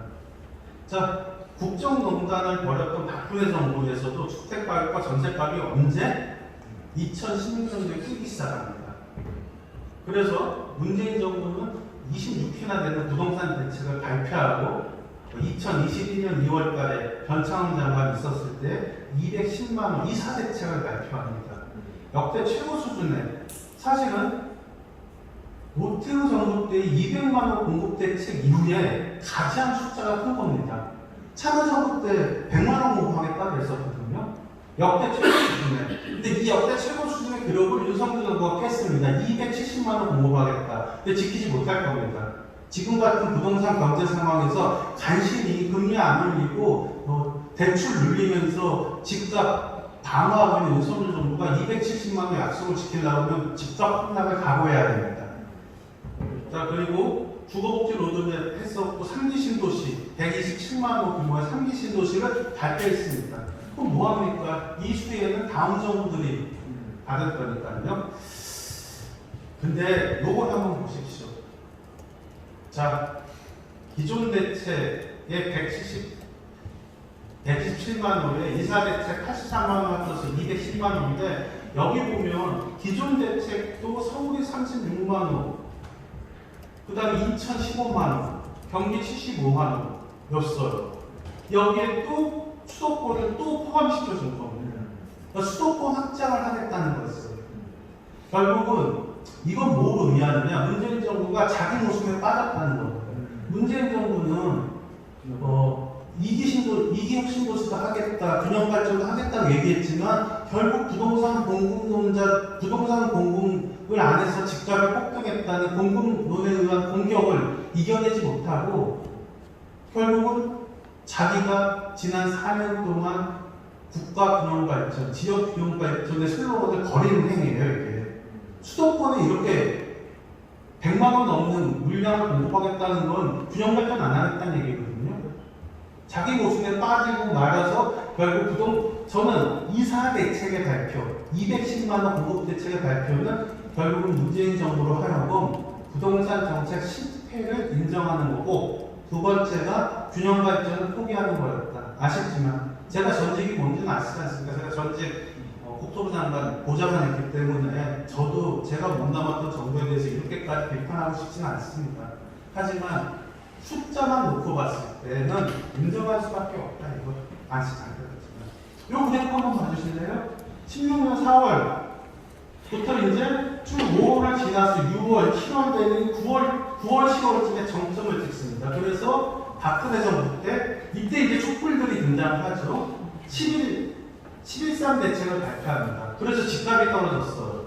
이거 아니, 대책 때문에 떨어진 거 아닌 거 아시죠? 흔히 얘기하는 박근혜 리스크 때문에 떨어진 거. 12월, 1월, 2월은 촛불이 가장 불타오를 때입니다. 대한민국이 어떻게 될지 모르고 쿠데타 설 나올 때인데 집값이 떨어질 수밖에 없죠. 그러더니 다시 문재인 정부가 출범하자마자 다음에 집값이 확 떠버립니다. 그러니까 그냥 부랴부랴 6.17 대책을 던져놓고 8.2 대책을 던지는 거죠. 그리고 이제 쭉 결국은 2016년부터 기존에 공급했던 유동성들이 너무 커졌고 적응력이 계속 유지되고 주택이 공급해지기 시작하면서 쭉 이렇게 주택 가격이 상승하던 시점에 집권을 했다. 문재인 정부. 그렇게 문재인 정부가 집권해서 집값이 뛰었던 게 아니라 집값이 그 전 1년 전부터 상승하는 시점에 집권을 했다. 근데 우리한테 착시를 보여준다. 어떤 착시? 촛불이 타올랐을 때 주택 가격이 팍 떨어지거든요. 이건 착시다. 이게 주택 가격을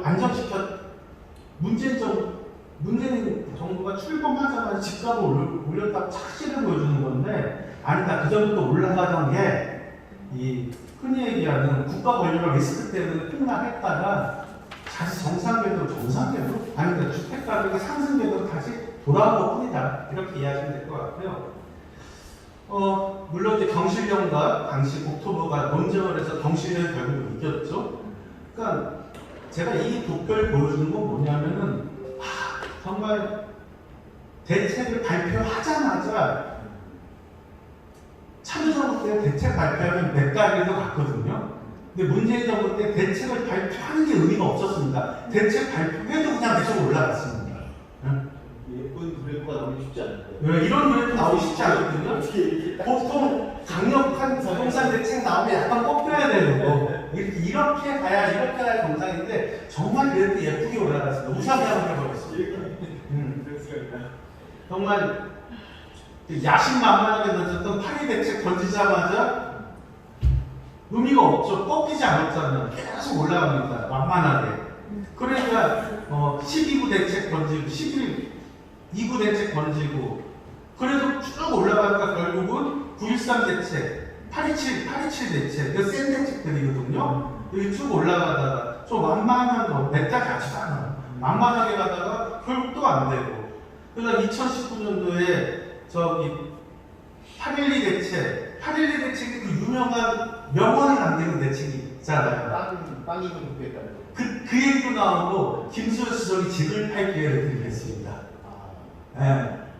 너무 자신감이 넘쳤죠? 근데 이건 웃을 일이 아니라 저로서 슬픈 일입니다. 발표하자마자 집값이 뜁니다. 집을 팔 기회를 드렸다고 했는데 집을 팔 기회를 줬는데 집값이 뜁니다. 쭉 올라갑니다. 물론 뒤에 왜 이렇게 뛸 수밖에 없는 설명을 드리겠습니다. 9월에 주택 가격 상승 가파르게 올라가는 시점에 김수현 수석께서 8.12 대책 발표 전에 이제 청와대 브리핑을 한번 하십니다. 김수현 수석께서 내년 4월까지 다주택자들에게 집을 팔 기회를 드리겠습니다. 근데 결국은 무용지물이 되고 말았습니다. 2019년도에 집을 팔 기회를 드리겠다고 하고 그 다음에 줄줄이 대책을 발표합니다. 8.12 대책, 11 대책, 116 대책, 1216 대책, 해 바뀌자마자 220 대책, 56 대책, 617 대책, 710 대책, 84 대책, 119 대책. 저는 이 대책만 놓고 보면 민주당이 국민의힘한테 정권을 넘겼던 이유를 이 대책에서 굳이 우리가 해석을 안 해도 이해할 수 있을 것 같습니다. 뭡니까 이게? 1년에 한 2번 발표해도 많이 발표하는 게 부동산 정책이어야 되는데 제가 할 말이 없습니다.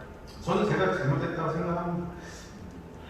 하지만 주택가격은 윤석열 정부 취임 이후에 미 연준이 금리 인상하자마자 하락하기 시작합니다. 그래서 이렇게 한번 설명드리겠습니다. 저는 문재인 정부의 주택가격 상승률을 4가지로 봤습니다. 첫째가 팬데믹으로 인해서 당시에 쾌적한 공간 수요가 분명히 있었습니다. 투룸 이상의 주택, 이 공급이 원룸 공급을 되게 많이 했어요. 문재인 정부 초기에. 근데 팬데믹으로 인해서 투룸 이상의 공간들을 수요가 늘어나기 시작했습니다. 원룸은 이미 충분히 공급된 상태니까 사실은 문재인 정부 때 원룸 가격은 많이 안 뜁니다. 투룸 이상부터 뛰기 시작합니다. 20, 30평대 아파트라고 얘기하겠습니다. 두 번째가 금리랑 유동자금, 그러니까 저금리, 유동자금이 엄청나게 시장에 풀렸던 거죠. 경제회복을 위한 저금리, 양적 완화를 인한 시중자금의 유동성이 굉장히 증가했습니다. 그리고 이 시중자금은 자산시장에 유입됐죠. 부동산, 주식, 코인 등의 자산시장에 유입됐죠. 세 번째가 공급이 부족했다는 건 어울리는 표현이 아니라고 생각합니다. 수요와 공급이 불일치됐다 이렇게 설명드리겠습니다. 분명히 특정 수요층에 대한 공급이 부족했습니다. 근데 이게 전체 공급량과 문재인 정부는 전체 공급량 가지고 뒷pen살을 하는 게 문제라고 보입니다. 부동산은 이미 저는 뒤에서 설명했던 부동산은 미분형 정책이어야 됩니다. 미분이 뭡니까? 쪼개는 거 아니겠습니까? 근데 이거를 전체 면적을 구하는 적분처럼 해석해버리면 안 된다는 거죠. 결국 수요와 공급이 불일치했고 그러면 특정 수요층에 대한 공급이 부족했다. 이게 저는 더 정확한 표현이 아닐까 생각을 합니다. 세 번째가 당연히 소득 증가가 있었습니다. 소득 증가가 있었기 때문에 주택 수요가 있는 거죠. 그래서 이 4가지 요인이 주택 가격을 상승시켰던 도인이었다.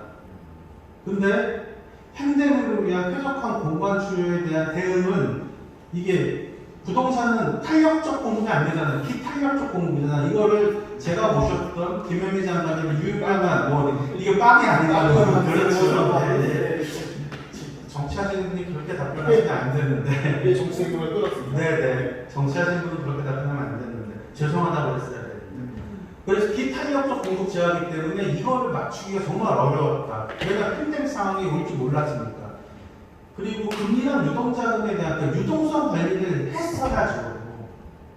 몰랐을까요? 알았단 말이에요. 근데 참여정부의 8.2 대책부터 쭉 부동산 대책을 보면 우리 윤봉기 기자님 계시지만 유동성 관리 대책들이 거의 없었던 것 같아요. 너무 아쉬워요.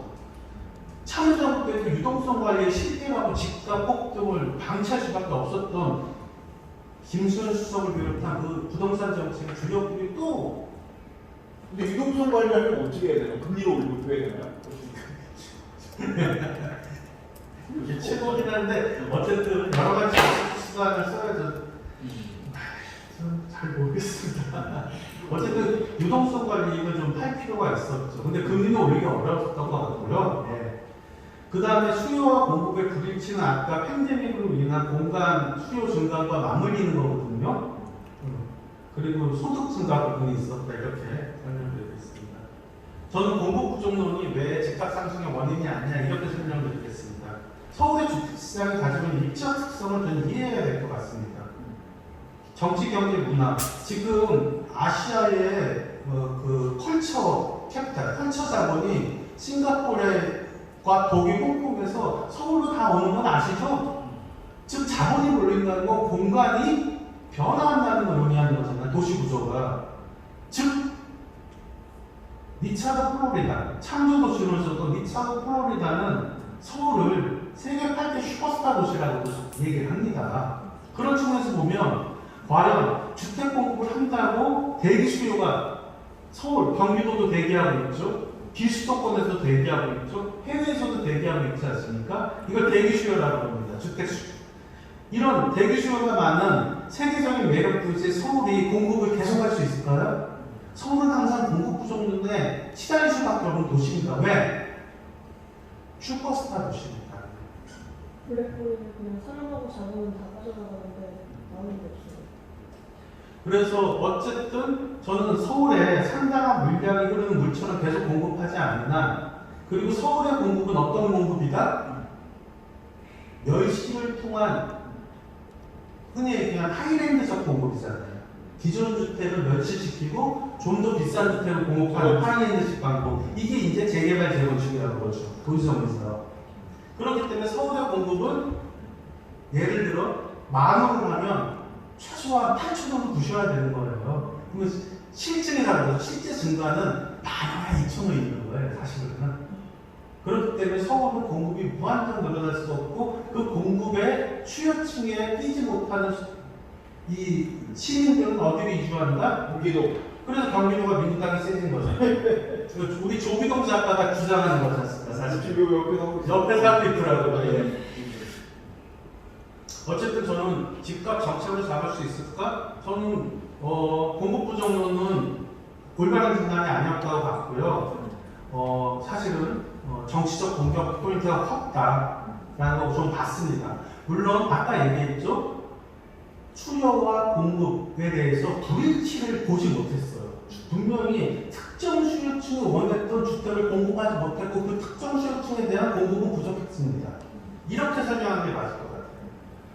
자, 그렇기 때문에 어쨌든 문재인 정부 집값 폭등의 주요 원인은 저금리나 양적 완화의 유동성이었다. 그래서 이거는 당시 금융시장이 세계 글로벌 금융시장에 포섭된 대한민국 현실에서 대한민국 정부가 독자적으로 쓰기는 어려웠지만 그래도 이거를 극복할 수 있는 방법은 이명박 박근혜 정부 때 실제 공급을 할 수 있는 택지를 미리 확보해 놓다면 공급으로라도 우선 나올 수 있었는데, 그러니까 시중 유동성을 기존 주택이나 이런 데가 아닌 뭐 새롭게 공급하는 주택을 흡수할 수 있었는데, 그러니까 유동성이 많으면 그걸 흡수할 수 있는 스폰지가 있으면 되지 않겠습니까? 근데 사실은 문재인 정부가 정권을 인수하고 나서부터는 계획이 다 수립됐던 보금자리 주택 부지만 있었던 거지 신규 공급할 부지가 없다 보니까 참여정부 때랑 마찬가지로 문재인 정부는 또 상기 신도시를 지정만 하게 됐다. 그 수요에는 윤석열 정부와 그 다음 정부가 아마 바뀔 수 있을 거다. 이렇게 설명드리겠습니다. 그러면 이제 한국 주택시장의 성격과 주거 사다리는 이렇게 설명하겠습니다. 페메이라는 분의 이론을 좀 쓰면요. 어쨌든 상품으로서 주택이 있습니다. 자, 입지에 따라서 강남과 강북의 가격이 다르고 서울과 지방의 가격이 다르듯이 주택의 상품으로 주택은 입지에 따라 가격이 다르고 고가의 소비재고 공공재, 상유재 그리고 자본재 성격을 다 가지고 있습니다. 그래서 페메이는 나라마다 주택 점유 형태가 다르고 복지 체계가 다르고 임대 시장이 다르더라. 그래서 이런 것들을 분석해 보니까 크게 이렇게 유형화시킬 수 있다. 단일 임대 시장 그리고 이중 임대 시장으로 분류할 수 있겠더라. 근데 이제 한국 같은 경우는 하우징 레짐이 동아시아 하우징 레짐이긴 한데 굳이 케네디 이론에 한번 적용해 보면 이중 임대 시장으로 분류할 수 있겠더라 하는 겁니다. 그래서 이중임대 시장은 그 특징이 뭐냐면 공공임대주택이나 민간임대주택이 확 분리되어 있어요. 그러니까 주거 이동이 이루어지지가 않습니다. 왜? 동일 품질의 주거 환경을 공공임대상가가 민간임대로 오면 그 비용을 임대료라고 그러죠. 그 비용을 감당할 수가 없습니다. 왜? 너무 싸고 너무 비싸니까. 그래서 한국의 주택체제는 이중임대 시장 구조가 고착돼 있다. 그럼 이걸 깰 수 있느냐? 이중임대 시장 체제를 가진 한국이 단일 임대 시장을 갈 수 있느냐? 아닙니다. 이거는 한국이 저는 가지 못한다고 봅니다. 그럼 주거 사다리를 만들어야 된다. 근데 그 주거 사다리가 여러 가지 요소가 있는데 그 주거사례 실험 중에 하나가 제가 이제 10수년 전부터 하고 있는 주거복지요, 그 다음에 사회주택이다. 이렇게 저는 설명하고 있는 거죠. 다리임대 시장과 이중임대 시장의 케미니 분류는 이 표로 가름토록 하겠습니다.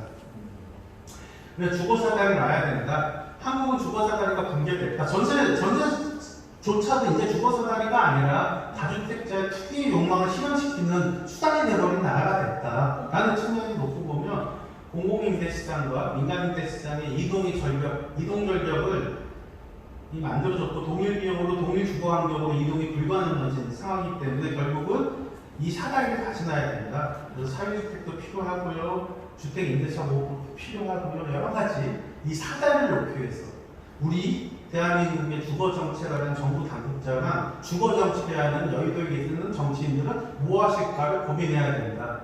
저는 이게 바로 흔히 얘기하는 중산화 가능 계층이 아닌, 즉 자가 수익을 가질 수 없는 분들을 위한 최선의 노력이어야 된다. 근데 그게 이제 부족하다. 현실적으로 이렇게 설명드리겠습니다. 그래서 사회주택은 훌륭한 주거사다리다라고 설명드리는 거고요. 사회주택에 대한 용어 때문에 사회자들과 싫어하시는 분 많은데 영국이랑 네덜란드가 사회주택이라고 부르고요. 프랑스는 적정가격 주택, 공익주택, 퍼블릭 하우징이라고 부르기도 하고요. 그 다음에 이제 독일은 하우징 프로모션이라고 부르고 독일은 임대주택 비율이 공공임대 거의 없는 나라입니다. 왜? 조합주의 국가거든요. 사회적 대타협에서 임대를 통제하는 나라지 않습니까? 그래서 거기는 조합주의 국가라서 임대주택이 오히려 시장 임대를 통제하는 나라고요. 그것도 사회적 합의에 대해서. 오스트리아 같은 경우는 오스트리아야 비엔나는 붉은 빈이라고 하지 않습니까? 붉은 비엔나 전체 주택 제도의 50% 이상이 소셜하우징으로 있는 나라죠. 그리고 부르는 명칭도 무서워요.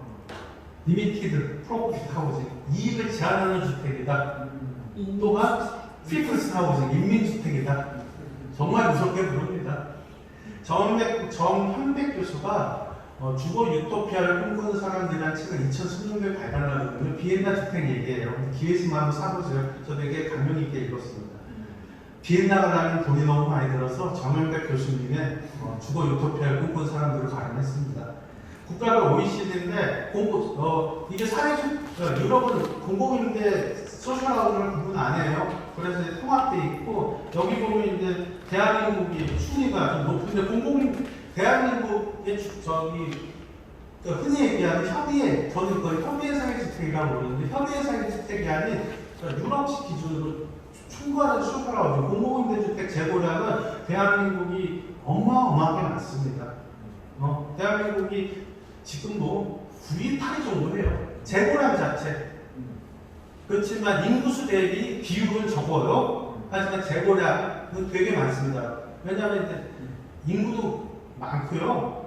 우리가 네덜란드, 오스트리아, 덴마크보다 인구 훨씬 많죠. 그리고 또 주택 재고량도 워낙 많으니까 재고 전체 몇백만 원 되죠. 근데 이제 이건 논란은 있습니다. 이 논란은 워낙 유명한 논란이에요. 국토부는 8% 넘었다고 주장하고요. OECD 자료를 보면 8.9%가 되고요. OECD 평균은 7% 정도 됩니다. 참여연대 경실련이 허수라고 주장하는데 전세임대주택과 분양전환 10년 공공입니다. 이거 빼야 된다고 주장을 해요. 그럼 이것 빼면 5.8% 불과하고요. 그리고 경실련은 심지어 행복주택도 빼야 된다. 왜? 6년밖에 못 살기 때문에. 이런 논란이 있습니다. 근데 저는 사실은 10년 임대, 그러니까 전세임대는 모르지만 10년 임대는 좀 공공임대주택에 좀 빼야 되지 않을까 저는 생각을 합니다. 어쨌든 이런 논란이 있다. 이걸 넘어가겠습니다. 이거는 그래서 한국의 다양한 사회주택인데 이거 몇 년 전 사회주택들이고요. 지금 이거보다 더 규모가 크고 더 서비스가 좋아지고 커뮤니티가 좋은 사회주택이 많이 등장했습니다. 지금 한국의 사회주택은 대체적으로 6,500호 정도가 공급되어 있다. 제일 많이 공급한 게 서울, 신규 공급은 중단했습니다. 오세훈 시장이. 그 다음에 경기도다. 경기도가 사회주택이 왜 많냐고 물어보시면 이럴 거예요. 1,000호가 넘는 주택이 흔히 얘기하는 협동조합 주택이 위스테이, 집축 위스테이 별내가 아까 500호씩이에요. 그래서 그 규모가 된다 이렇게 설명드리겠습니다. 5세월 시장에서 안타깝게도 사회주택 정책을 퇴행을 시켜서 너무 아쉽습니다. 이건 제가 연구 보고서 쓸 때 한번 사회주택의 흐름을 그래프로 그렸는데 참고해 주십시오. 자, 주거정책 권한이 아니라 주거정책은 10분 안에 깔끔하게 정리하도록 하겠습니다. 전 아까 말씀드렸지 않습니까? 수도권 주택 문제는 진보 보수 정부를 떠나서 주택시장 고조의 문제다. 주택 공급을 해서 그러니까 집값이 뛰면 어디가 뛰는 겁니까? 서울. 그리고 서울을 포함한 수도권이 뛰는 문제거든요. 그러니까 주택 공급 정책을 펼치면 수도권 중심으로 펼쳐갈 수 없어요. 그러면 결국 뭘 포기한다는 겁니까? 균형 발전을 포기한다는 거거든요. 270만 원 한번 원희룡 장관의 윤석열 정부 5년 계획 물량을 보십시오. 자, 270만 원 중에 50만 원을 서울에, 50만 원이라는 건 뭐냐면 거의 재개발 재건축입니다. 그 다음에 공공택지 88만 원. 공공택지가 어디 몰려있죠? 3기 신도시에 몰려있습니다. 서울 수도권을 공급하겠다는 얘기예요. 저는 그래서 주거정치, 주택 문제를 중앙정치에서 탈출시킬 수는 없겠지만 이거를 지방으로 분산시켜야 될 필요가 있겠다. 아니 어느 나라가 주택정치 때문에 중앙정치가 이렇게 뜨겁습니까? 주로 주택 부동산 때문에 중앙정치가 뜨거운 나라를 보면요. 유럽을 보더라도 옆에는 조기동 작가님 얘기 또 하게 됐네. 이탈리아, 스페인 같은 나라들이에요. 그러니까 페미니즘이 강한 나라들이죠. 한국처럼 동아시아처럼. 거기서 카톨릭 페미니즘은 우리는 유교적 가족주의잖아요. 네. 이런 나라들이 굉장히 자가 보유율이 높은 나라들. 그래서 중앙정부 주도의 주택정책은 정부 의지와 상관없습니다. 제가 봤을 때는. 그냥 어쩔 수 없이 수도권 중심 정책이 될 수밖에 없다라는 거고요. 그리고 그렇지만 수도권 중심의 주택 공급 정책은 분명히 부작용을 가져옵니다. 지방 세분을 가속화시킵니다. 또한 일자리와 기반시설을 제대로 공급되지 않기 때문에 여전히 김포 신도시는 교통 문제 때문에 전쟁을 치르지 않습니까? 김포 골드라인 하나 정도 있고, 예. 그러니까 철도 도로 등의 기반시설 연계 비용이 또 발생하는 거죠. 그리고 획일적인 공급 정책으로 수요자 중심 정책은 없어지는 거죠. 수도권을 성장시킨다는 것은 동업 안 보겠지만 지방을 쇠퇴시키고 소멸시키는 겁니다. 저는 그래서 문재인 정부 때 문재인 정부 말기 2001년도 2월 4일날 발표했던 인사대책이나 윤석열 정부의 270만 원 공급 정책은 결국은 분권화로 풀지 않고 수도권 비대화로 풀려고 하는 정책이다. 저는 이런 공급 정책 발표한다는 건 결국 균형 발전, 국토의 균형 발전, 지역 균형 발전, 지방 시대 이런 얘기 포기하는 거나 마찬가지다라고 생각을 합니다. 아니 서울과 수도권에 이렇게 주택 떨어지는데 그럼 서울에 올라오라는 얘기잖아요. 서울에 지금 출생률이 제일 낮은 도시가 서울 아닙니까? 그럼 서울에서 집을 누가 새로 사겠습니까? 지방분들 서울과 수도권에 집 사는 얘기 아닙니까? 결국은 지방 쇠퇴하고 지방 소멸하는 얘기예요. 저는 그래서 중앙정부에서 지방정부로 주거정책 권한 이양이 필요하다. 이미 주택의 소비자들은 수요가 세분화되어 있다. 미혼의 2030과 기혼의 2030의 수요가 다릅니다. 면적도 다르고요. 거주하는 곳도 다릅니다. 4050과 60대 이상의 욕구도 다릅니다. 왜? 소득 수준, 가구 원수 이런 것들이 다 다르기 때문에 그렇습니다.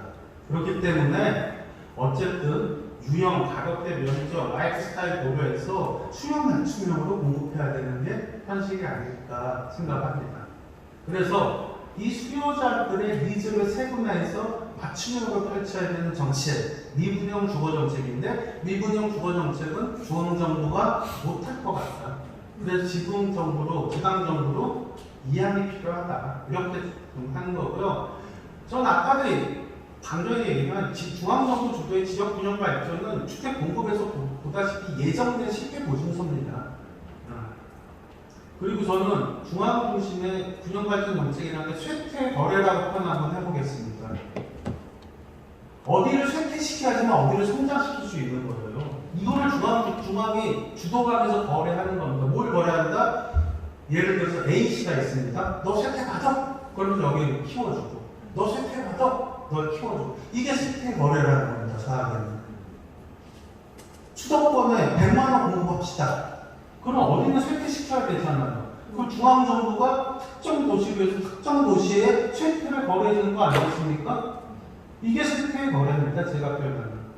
그래서 지방도시의 쇠퇴를 거래하면서 부를 증가시키는 수도권은 인구 자본 등을 이게 지방도시의 기능을 축소하고 쇠퇴하는 거죠. 그래서 주거 정책의 권한 이양을 하자라는 거고, 다만 중앙정부의 역할이 있습니다. 주거정책의 가이드라인을 제시해야죠. 그리고 기금 등, 재정과 기금 등을 써야죠. 그리고 구체적으로 계획과 실행은 지방정부가 하게 하자라는 겁니다. 물론 이 과정에서 부작용이 분명히 있습니다. 하지만 부작용이 있다 하더라도 그런 걸 수정하면서 가는 게 정책의 발전이라고 생각합니다. 다른 나라는 이미 주거정책을 지방 이양하고, 일본도 다 했어요. 하고 있어요. 미국이 대표적으로 중앙은 주거 가이드라인, 주택부 있잖아요. 주택 개발부. 우리나라에서도 리메이크된 그 영화 대통령이 되는 게 주택개발부 장관이잖아요. 우리나라에서 환경부 장관이 대통령이 되지만 국회 폭파 사건으로 미국에서 주택개발부 장관이. 네. 미국은 주택개발부 장관이 나왔잖아요. 그리고 지방정부는 정책의 계획과 수립을 추진하고요. 프랑스는 아주 더 명확히 2000년도에 오타가 났습니다. 2000년도에 도시 연립이 재생하는 정부를 만들면서 중앙정부가 재정 이런 거 지원하고요. 지방정부가 알아서 하게 하고요. 영국도 그렇고요.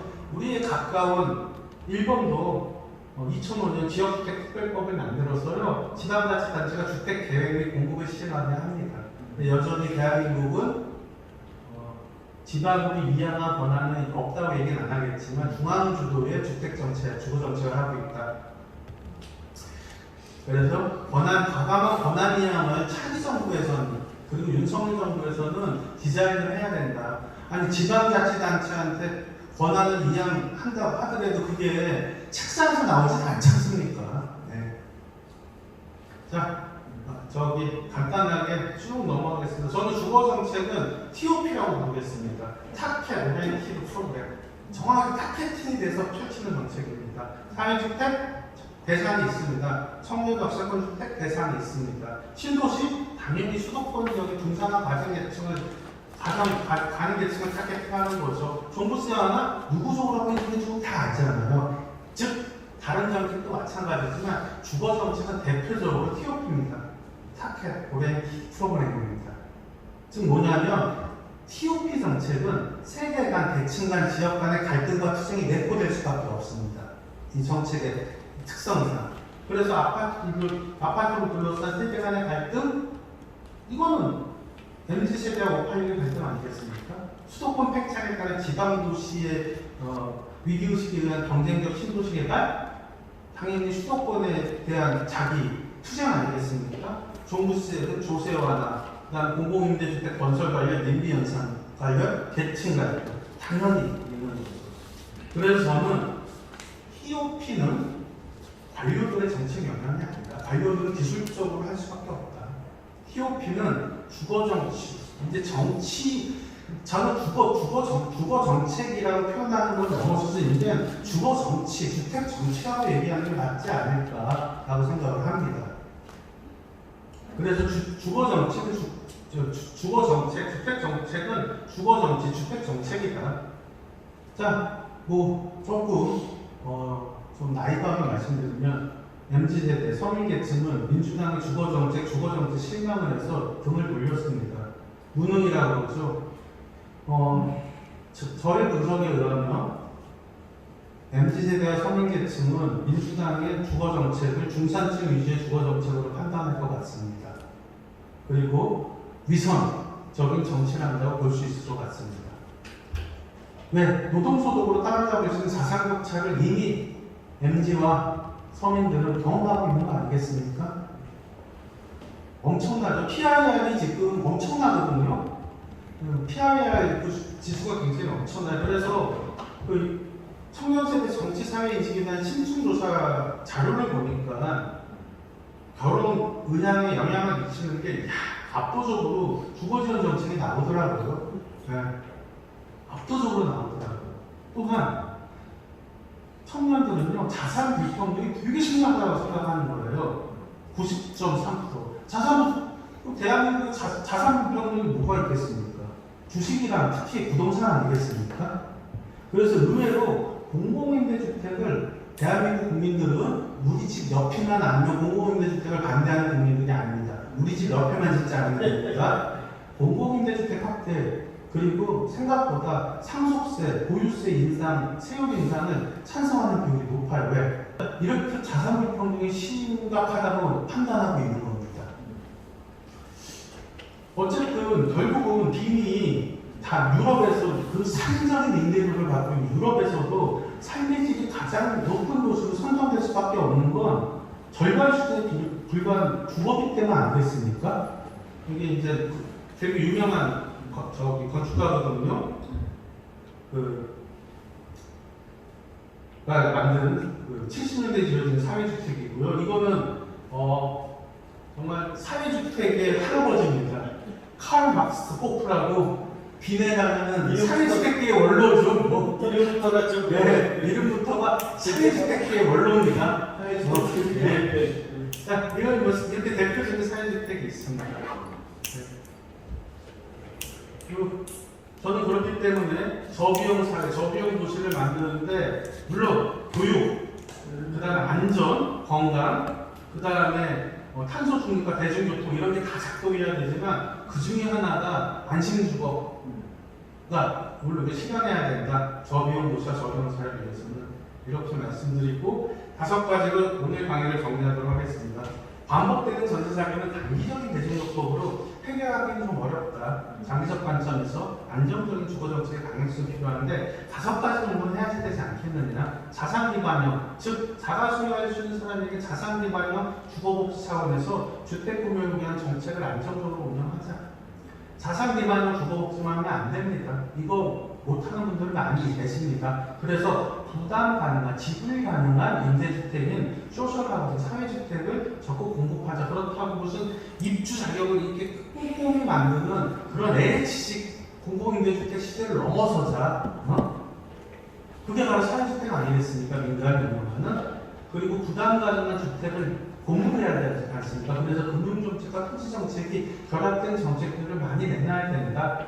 그리고 분권화하자. 주거정책에 대해서 중앙정부는 가이드라인, 지방정부는 계획과 시제다. 그리고 이제 여의도 계신 분들, 그리고 여의도를 꿈꾸는 분들에게 이런 말씀을 드리겠습니다. 결국은 서민과 그 다음에 청년 세대들에게 필요한 건 자산 불평등을 해소시켜주는 주거정책을 해야 된다. 이렇게 오늘 제 강의를 1시간 45분에 걸쳐서 드렸습니다. 이상 제 강의는 마치도록 하겠습니다. 감사합니다. 네.